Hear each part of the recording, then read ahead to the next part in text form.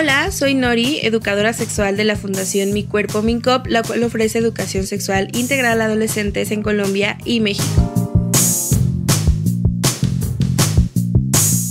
Estoy muy feliz de darles la bienvenida una vez más a un episodio nuevo de nuestro podcast Mi Cuerpo Consentido. Y como siempre tengo una persona invitada, el día de hoy me está acompañando a la distancia, lo cual me hace sentir muy privilegiada, Laura Menacho, que bueno, me gustaría que ella se presentara, pero me gustaría resaltar también que Laura es madre, escritora, ginecóloga, sexóloga y experta en educación sexual integral. Entonces, bienvenida Laura, es un placer tenerte aquí y pues cuéntanos un poquito sobre ti para que las personas que nos están escuchando te conozcan un poquito más. Hola Nori, hola a todas, a todos, gracias a vos y a todos por el espacio. Bueno, yo soy de Argentina, específicamente vivo en Salta, nací en Buenos Aires, pero elijo vivir en Salta. Soy ginecóloga, ya hace un poco más de 20 años, soy sexóloga, me gusta mucho trabajar con adolescentes, así que me especialicé también en ESI, en educación sexual integral. Escribo sobre todo para las infancias, pero también para adolescencias y además todo tiene una connotación con lo que se puede seguir trabajando incluso hasta la adultez. Claro. Escribo mucho sobre la afectividad, sobre el reconocimiento del cuerpo, como para poder empezar a darnos cuenta de todas las cosas que nos pasan, conocernos y así poder cuidarnos, ¿no? Yo creo que una de las cosas principales para poder cuidarnos y que las infancias y las adolescencias se cuiden es empezar a conocerse. Por eso tan importante la educación sexual. Súper. Desde el consultorio trabajo mucho con adolescentes, también tengo una columna de radio en la Universidad Nacional de Salta, que es una columna de radio sobre educación sexual integral. Y bueno, soy madre de un adolescente, de un niño, bueno, todo eso. Mucha experiencia al respecto. Súper, gracias Laura por acompañarnos el día de hoy. Y justo como lo mencionabas, el tema del cuidado y de la adolescencia es muy importante, ¿no? Y el día de hoy, bueno, vamos a conversar un poco sobre justo los cuidados, las revisiones, los chequeos que hay que hacer periódicamente. Y bueno, la intención de esta conversación es para que nos cuentes un poquito más sobre qué esperar en una cita ginecológica, ¿no? Entonces a mí me gustaría que fuéramos a lo largo de estos minutitos conversando varias cosas y la primera cosa que yo te quería preguntar es ¿a qué edad recomiendas, a qué edad es buena idea ir por primera vez a una cita ginecológica? Bueno, yo no le pongo una edad, sino más bien como una etapa o un momento de la vida en el que ya empieza a haber cambios. Tenemos, las mujeres tenemos el privilegio de tener el espacio de ginecología, cosa que no tienen los varones. Yo siempre digo, los varones pasan del pediatra a volver a un médico, ¿cuándo? ¿En qué momento? Por lo general tienen poco contacto con su cuerpo, se les da poco espacio en la sociedad para permitirse conocerse y directamente pasan a un médico clínico en la adultez, con suerte. En cambio, las mujeres tenemos el privilegio de tener, y esto no significa que tenga que quedar así, yo trato de que los varones también vengan a la consulta ginecológica, aunque no tengan órganos sexuales femeninos, pero por lo menos que vengan. Pero tenemos el privilegio de que cuando salimos del pediatra ya tenemos en la cabeza un pajarito que nos taladra y que nos dice y sabemos que vamos a tener que ir a la ginecóloga o al ginecólogo. Entonces, no es que haya una edad para ir por primera vez, sino el momento de los cambios. Yo siempre les recomiendo venir cuando ya empieza a haber algún cambio, cuando ya empieza a haber preguntas que en la casa se escapa a lo que pueden explicar, es un buen momento para venir. Y eso no significa que a partir de ahí siempre tengan que venir a un control. No, ya conocen el espacio, saben que existimos, saben que hay un montón de cosas y situaciones que les están empezando a pasar y que van a seguir desarrollándose, y entonces saben que está este espacio donde pueden volver cuando quieran. Es como un primer acercamiento. Entonces muchas veces a mis pacientes más grandes, por ahí me preguntan cuándo la puedo traer, cuando ella quiera. Y esto, ¿no? Como que siempre tratar de ser un complemento de la casa. Siempre trato de fomentar que en la casa se hable de todas estas cuestiones y yo dar la parte que en la casa no se puede hablar por desconocimiento, por vergüenza de ambos lados o por lo que sea, pero siempre un complemento. Claro. Así que no sé si tanto hablar de una edad, sino más bien de cuando empieza a haber dudas, cambios, preguntas, es un buen momento. Súper. Y justo me gusta mucho que planteas esto de que sea como un acercamiento para conocer el espacio, ¿no? Como, bueno, yo lo siento como un momento para perder el miedo, para conversar y que no terminemos yendo a una cita ginecológica cuando hay alguna situación como urgente que atender y que incluso eso ya puedes dar como miedo. A mí me gustaría, bueno, ya mencionabas que un buen momento es cuando surgen dudas, pero digamos una persona que a lo mejor no tiene como el apoyo o la compañía de las personas con las que vive, ¿qué debería qué cambios debería de notar en su cuerpo o qué dudas, qué preguntas crees que es buena idea acercarse con una persona especialista en ginecología? Bueno, a ver, cualquier cosa diferente que aparezca en el cuerpo y que llame la atención, yo siempre les digo, no se saquen dudas en Google, ni se saquen dudas con las amigas. Si tienen dudas, vengan todas y las hablamos, pero no se saquen dudas entre ustedes, porque ahí es como se van desparramando los mitos. Entonces, cualquier cosa nueva que noten que les llame la atención, que puede ser un cambio en el flujo, un cambio en la menstruación, si ya comenzaron a menstruar, si las chicas que pasan los 16 años y todavía no empezaron a menstruar, si hay algo en sus órganos que es raro, si van a empezar a relacionarse de alguna forma con alguien, de alguna forma sexualmente hablando, ¿no? Con alguien, ya sea varón o mujer, también, porque tenemos que hablar de las infecciones de transmisión sexual y en el caso de relaciones heterosexuales, de prevención también del embarazo. Cambios emocionales también, porque todos los cambios hormonales traen aparejados cambios emocionales muchas veces. El crecimiento, el pasaje de la infancia a la adolescencia es difícil y entonces muchas veces estas chicas que no tienen un lugar donde poder ser contenidas, el espacio de ginecología también puede ser. Es verdad que en la medicina, sobre todo la medicina occidental, no se le da en general, ¿no? No se le da mucha bolilla a las emociones, aunque cada vez estamos tratando de desarrollarlo cada vez más, pero es verdad que, al menos acá en Argentina, el sistema de salud está bastante viciado y por ahí es difícil dar un lugar. Pero hay profesionales que tratamos de dar un espacio también a algo más que el cuerpo, ¿no? A toda la cuestión emocional y afectiva de las chicas. Así que yo creo que cualquier excusa está buena para venir a este espacio.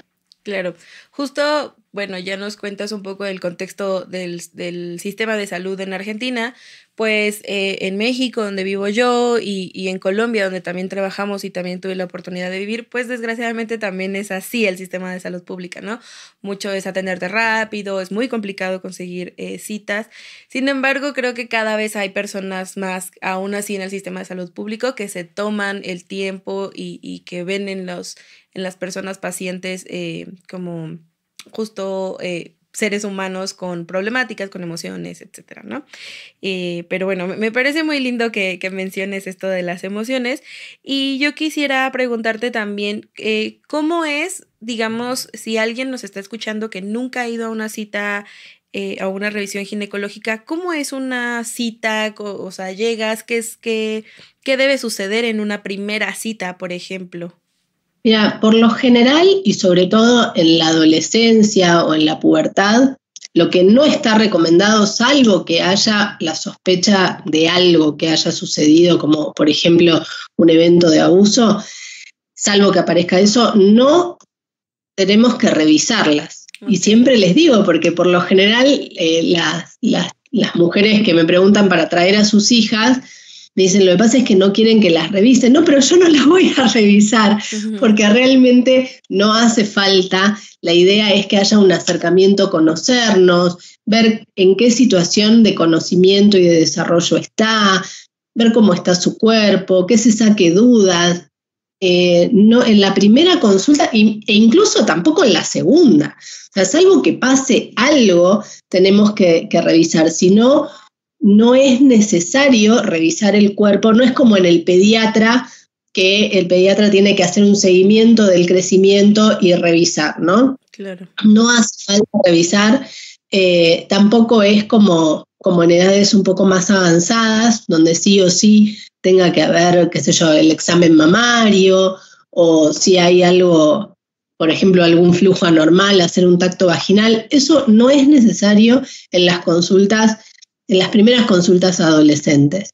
Si hay algo, alguna sospecha de una situación de abuso, entonces ahí sí deberíamos revisar, siempre y cuando la adolescente o la niña nos permita, ¿no? Tampoco es que es obligatorio. Pero ahí sí es, digamos, es oportuno, porque entonces ahí se puede ayudar desde otro lugar. Ok, y por ejemplo, pensando en estas citas, digamos, bueno, ya fui a mi primer cita, todo bien, y el año que entra quiero volver para un chequeo como anual, digamos, de saber que todo está bien con mi cuerpo. Ahí, ¿qué es lo que se conversa o qué es lo que se revisa? ¿Se revisaría ya el cuerpo o a menos de que a lo mejor se haya iniciado la vida sexual? No, depende. Si empezó a tener una vida sexual, sí es recomendable a partir del año del inicio de relaciones sexuales hacer un Papá Nicolau y una colposcopía. Acá en Argentina y sobre todo en la zona, en el norte del país, es zona endémica de cáncer de cuello de útero por HPV. Entonces, sí se recomienda al año de haber empezado las relaciones sexuales, ya sea heterosexuales como homosexuales, hacer el Papá Nicolau y la colposcopía para prevenir el cáncer de cuello. Eso en caso de que se haya iniciado una relación sexual. Si no se inició una relación sexual, no hay chequeo para hacer, salvo que la persona tenga alguna duda y quiera volver. Okay. Pero no es que tenemos que llenarnos de estudios todo el tiempo para controlar si está funcionando el cuerpo, si clínicamente no hay sospecha de nada. Ahora, si viene una chica que viene con alteraciones en el ciclo, o viene con un flujo que llama la atención, o viene con acné, o aumento de vello, sospechas de algún cambio hormonal, entonces ahí sí se puede hacer chequeos. Okay. Pero si yo hablo de algo en general, de como conducta en general, no hay que hacer estudios en particular. Vale. Me parece muy valioso que nos menciones esto de que no es necesaria las primeras citas o si no hay algo en específico que revisar, que se revisa el cuerpo, porque creo que es algo que muchas personas les da miedo o incluso pudor, etcétera, ¿no? Y justamente para nosotras en la organización era muy importante conversar contigo sobre esto, de qué esperar en la primera cita, porque hemos escuchado muchas historias donde justo les da miedo o es un espacio muy vulnerable, ¿no? El estar el cuerpo expuesto, los genitales a otra persona que puede llegar a ser desconocida. Entonces, me gustaría preguntarte a ti, ¿crees o podrías decirnos cuáles son esas señales de alarma que podría decir yo, ok, esto está bien en una cita, en una revisión ginecológica y esto no, o sea, esto no está permitido o esto es una señal de alarma de que la persona que me está revisando no está haciendo bien las cosas, que no está respetando mi cuerpo? Voy a hablar de una parte subjetiva y de una parte objetiva. Okay. La parte subjetiva es siempre lo que nos genera la persona que tenemos adelante. Por más que tenga un guardapolvo, por más que tenga un título, por más que sea médico, si a mí ese lugar me genera incomodidad, yo me puedo levantar e irme. Y eso es una elección que tenemos que enseñar desde chicos a todos los chicos. Claro. Entonces empezar a escuchar el cuerpo, empezar a escuchar sus sensaciones, lo que les genera la presencia de otra persona. Eso vendría a ser la parte subjetiva. Si una persona me incomoda, no tengo por qué desnudarme frente a esa persona, aunque sea médico o médica. Uh-huh. Y siempre la decisión la tiene el paciente. Yo como médica puedo sugerir algo, pero jamás tengo que obligar ni nada. Puedo sugerir tomar una conducta, pero siempre la decisión la tiene la otra persona. Y lamentablemente por ahí en la adolescencia, y muchas veces en la adultez también, ¿no? Pero en la adolescencia, donde recién se están descubriendo, donde recién está empezando a ver su forma de ser, sus características, su personalidad, a veces es difícil plantarse y decir, no quiero, me voy. Pero tenemos que empezar a enseñar a normalizar, a naturalizar, mejor dicho, estas situaciones, ¿no? Eso por un lado. Por otro lado, como decía recién, en un adolescente no tienen por qué revisarla. Entonces, si alguien quiere revisarla, las chicas tienen que saber que no hace falta. Entonces, pueden decir yo prefiero que no. Y tampoco hace falta levantarse e irse, pero pueden decir yo prefiero que no, porque saben que no es necesario.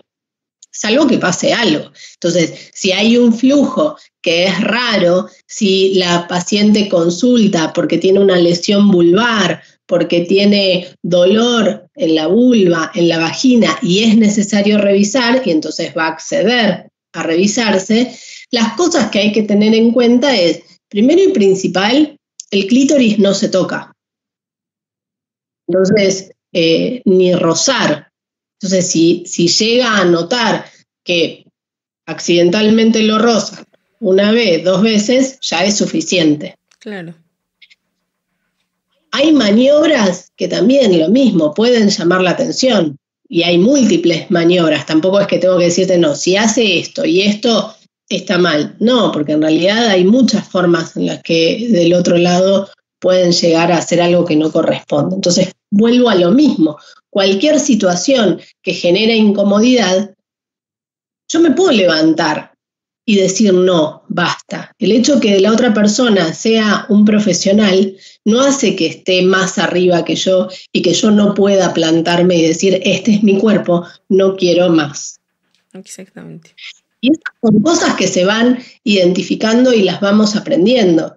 Lamentablemente, no es la mayoría, pero lamentablemente sí es cierto que hay muchos profesionales que abusan de su lugar y aprovechan situaciones. Entonces ahí está fortalecernos nosotras y poder identificar y plantarnos ante esas situaciones. También otra es ir acompañada. Entonces el hecho de ir acompañada, por más que la otra persona no esté adentro del consultorio, el hecho de saber que no me voy sola también me da cierta fortaleza para plantarme. Bueno, pues me parece súper valioso que mencionaras esto de que la voz es importante, ¿no? O sea, sí, yo voy a un espacio donde necesito a lo mejor hacer una revisión, pero si, como dices, no siento comodidad, pues saber que también mi voz vale, ¿no? Muchas veces, y bien lo dijiste, no todo el personal de salud es así, pero bueno, este mundo es muy diverso y si alguna vez nos topamos con un personal de salud que no está respetando también como nuestras decisiones, pues no estamos obligadas a acceder a lo que nos está, digamos, entre comillas, sugiriendo, ¿no? Exacto, sí, también.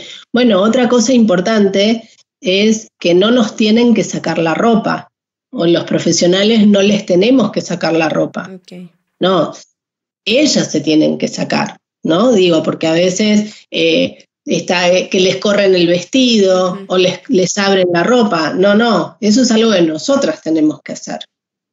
Vale. Y hablo también de mí, o sea, esto yo ya a mis 45 años ya lo aprendí, pero me han pasado cosas, y entonces esto también lo hablo desde mí para las chicas, para las que están aprendiendo, ¿no? Que muchas veces se dan esas situaciones y nadie nos puede correr la camisa, nadie nos puede correr, siempre es, a ver, y dependiendo de lo que yo voy a averiguar. Si yo a mis 16 años voy a ver cómo son mis ciclos y que me expliquen el ciclo, no tienen por qué revisarme las mamas. Claro. Y menos correrme el vestido o la blusa que tenga puesta, ¿no? Entonces, nadie a mí me tiene que correr nada. Me tiene que pedir, si yo me tengo que revisar las mamas, me tiene que pedir que yo me desabroche. O que me ponga si me pongo una bata, que me corra la bata. Okay. Eso nadie tiene que correr. Pues muchas gracias, Laura, por todos estos esta información que nos has compartido. A mí por último me gustaría mucho porque me dio como mucha intriga o que fueras profesional en ginecología, pero además también estuvieras trabajando los temas de educación sexual integral, que es algo que nosotras en la organización abordamos. Entonces, no sé si brevemente nos pudieras contar, digo, ya lo mencionaste un poco al inicio, pero ¿por qué crees tú que está relacionada la educación sexual integral con la ginecología o cómo la trabajas tú en esta parte? A ver, la educación sexual integral en realidad está relacionado con todo en la vida, porque los ejes principales de la educación sexual abarcan, precisamente para darlo con integralidad, todo, desde el cuerpo, las emociones, los derechos, la diversidad. Desde la ginecología, para mí es una puerta gigante de entrada a la educación sexual, porque es el espacio que yo les puedo dar a las mujeres y a los varones también para conocer su cuerpo y para darles espacio también a esta cuestión de integrar las emociones con su cuerpo. Acá hablamos de todo, acá hablamos no solo del cuerpo que esté funcionando como corresponde o no, sino también lo que genera emocionalmente. Acá trato de abordar el hecho de que si una chica no se cuida para tener relaciones, ¿qué es lo que la lleva para no cuidarse? Por ejemplo. O sea, emocionalmente, ¿qué le está pasando a esa persona que hoy por hoy, año 2025, que tenemos a disposición un montón de métodos anticonceptivos, no puede acceder? Y no puede porque por una cuestión económica, o sea, no puede acceder. ¿Qué es lo que hace? Entonces ahí interviene mucho la historia de esa persona, las emociones, la autoestima. Eso es educación sexual también, porque la sexualidad somos todo. Claro. Somos todos. Es cómo nos dirigimos, cómo nos relacionamos, es nuestra genitalidad, pero la genitalidad es un décimo de todo. Es cómo nos movemos, cómo nos vestimos, cómo nos identificamos. Entonces, darle espacio a eso acá en estas 4 paredes, porque estoy en el consultorio, eso es educación sexual. Y no solo para las mujeres trans, para los varones trans, la orientación sexual, para los varones, los chicos tienen una poda emocional, los varones desde la infancia, no les permiten ser. Así que bueno, para mí la ginecología es una puerta de entrada gigante a la educación sexual y no solamente desde lo biologicista, ¿no? Sí, claro, justo. Y bueno, justo en el episodio pasado, para quienes no han escuchado, conversamos también de la sexualidad, el derecho a acceder a la información, a una conversación para resolver mis dudas, pues también es mi derecho, ¿no? Pues muchas gracias, Laura, una vez más por recibirnos en tu consultorio a la distancia y por esta conversación donde nos diste como muchas pistas de qué debo esperar justo en una cita ginecológica. Y bueno, no sé si para terminar quieres decir algo para cerrar este tema, hacer alguna invitación, también compartir tus redes sociales. Bueno, yo principalmente quiero agradecerte y quiero felicitarlas por el espacio, porque la verdad está muy bueno y muy útil. Es hermoso. Estuve escuchando los podcasts, viendo las redes de ustedes y me encantó. Así que principalmente quiero felicitarlas. Gracias. Los y las invito a mi Instagram. Publico sobre todo mis columnas de radio, tampoco es que esté constantemente, porque la verdad entre todas las actividades me cuesta seguir el hilo de las redes sociales, pero bueno, algo de lo que transmito está todo el tiempo, así que las invito, se llama sexualidad.diversa y ahí están las columnas de radio, algunas publicaciones, si quieren pueden pasar por ahí. Y bueno, como cierre, ¿qué decirles? Escúchense, eso para mí es lo más importante, escuchar y enseñar a darle bolilla, a darle importancia a nuestra intuición. para mí es una de las cosas más importantes y que más nos destierran, ¿no? Sí. Bueno, pues gran consejo nos has dejado por ahí. Y bueno, muchas gracias también a las personas que nos están escuchando. Ya etiquetaremos aquí abajito las redes sociales de Laura. Y también no olviden de seguirnos. Estamos en todas las redes sociales. Estamos en Facebook, en Instagram, en TikTok. Y pásense por nuestra página web, que hace algunos mesecitos pues estrenó diseño. Estamos como micuerpomk.com. Y bueno, no se olviden de activar las notificaciones para que no se pierdan ningún episodio. Y nos escuchamos hasta la próxima. Muchas gracias, Laura. Gracias a ustedes. Abrazo.